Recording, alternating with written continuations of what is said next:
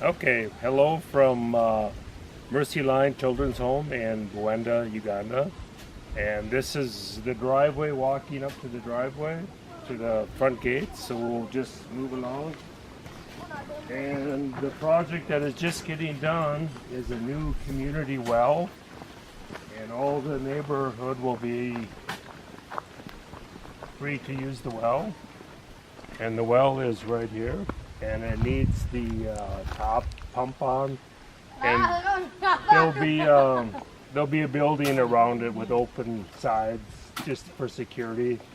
But it'll be free to whoever wants to use it, and they'll be able to drink the water right from the well. They won't have to, like these young men are cooking their food. But now if you get water out of a lot of places, you have to boil it, so that it takes a lot of fuel. So it'll be really nice for the neighborhood. And it's going to be called Sully's Watering Hole, after some people that have been very generous in donations.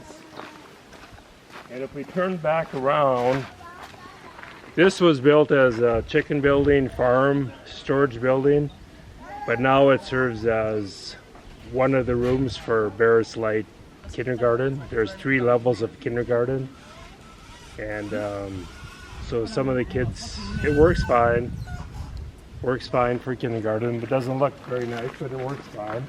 So this is all new, just the last 3 months. My church, Living Word in Marshall, kind of were the main thrust behind this. They decided they wanted to get involved in the children's home, and we were able to put a security fence in, and we were able to build a boys' dormitory. And we also built a second latrine, and this latrine isn't done yet, but it will be used for some of the kids, but mainly it's going to be used for the school kids, and it's just kind of their regulations. But if we look here, this is you people back in the cold. This is bananas. So when they get ripe, then this tree will, oh, there's another set here with lots of bananas. But they keep shooting up roots, so these bananas will keep repopulating themselves.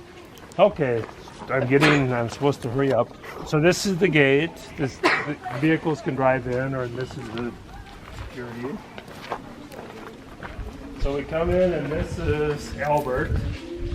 And one of Albert's jobs is he guards the gate, lets people in and out. And Albert, this is his little guardhouse, and that's one of his kids. And these are some of the MercyLine kids. So we'll go here. This is the Ray and Marlis Johnson building.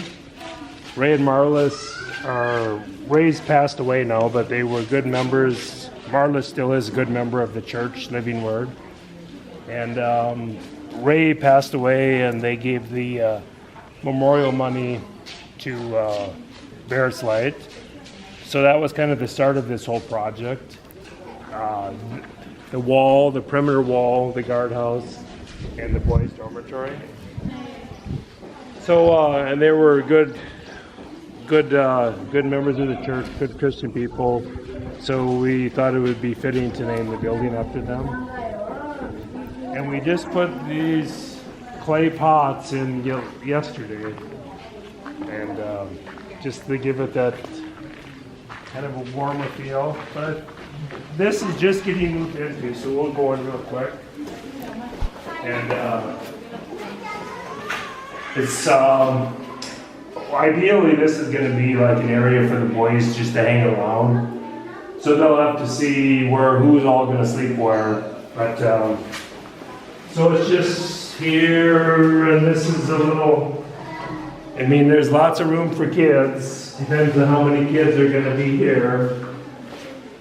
So, got a room here, and this is the mama's room. So let's come in. So we'll go outside, and this is the first building at MercyLine that has a ceiling. The other buildings are open to the roof. And it actually didn't really cost that much more to put a ceiling in because you don't have to go so high. So, oh, and here's our solar. This is our Optic technology. There's solar panels. And here we're charging cell phones. So Africa jumped, they missed the whole landline thing and they jumped right into cell phones. So it's kind of a nice thing, and also the lights are all solar, so there's no, it costs a lot of money to run power lines, and power is expensive, so the technology has really worked. Okay, here we have our kitchen building, and the nice thing about this is these pipes. Somebody came up with this idea and we just copied it, but there's no smoke in the kitchen. So these are a bunch of, that's Rachel, Mama, Phoebe, that's Betty, that's my sister, and this is our big feast before we go back to Minnesota. And that's matoke, rice, there's some meat in there. But in the old way of doing it, this would be so smoky your eyes would burn. But now it's very nice. So then they burn if you come over here.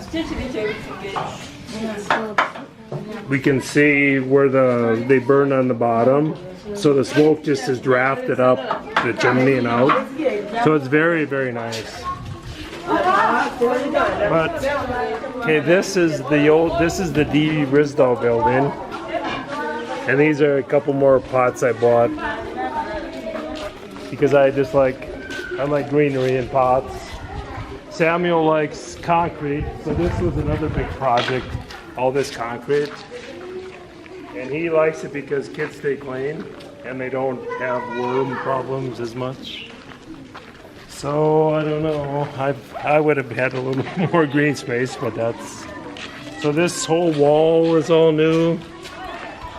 So the kids are contained. And strangers have to go through Albert at the gate to get in. So that's what's really nice. But this is the D building, we'll get on the front. And we just got done with a 2-hour church service. And most of the big kids aren't here yet because they go home to their village. They're trying to reacquaint with family in the village. So there was mostly little kids here. And they sat for 2 hours. A few had a little trouble, but not really for little kids. We're talking 3 to 6, 7 years old. So on Sundays, this is the church. And we're going to call it the Living Word Chapel. And they're going to make a little sign, and we're going to put it inside. So now it was set up for church service. It's set up for church service. Mrs. Peace, Samuel's sister. And this, you gotta look at this, guys. The guy that put the solar in threw a TV on the deal. So the kids are watching TV just like American kids.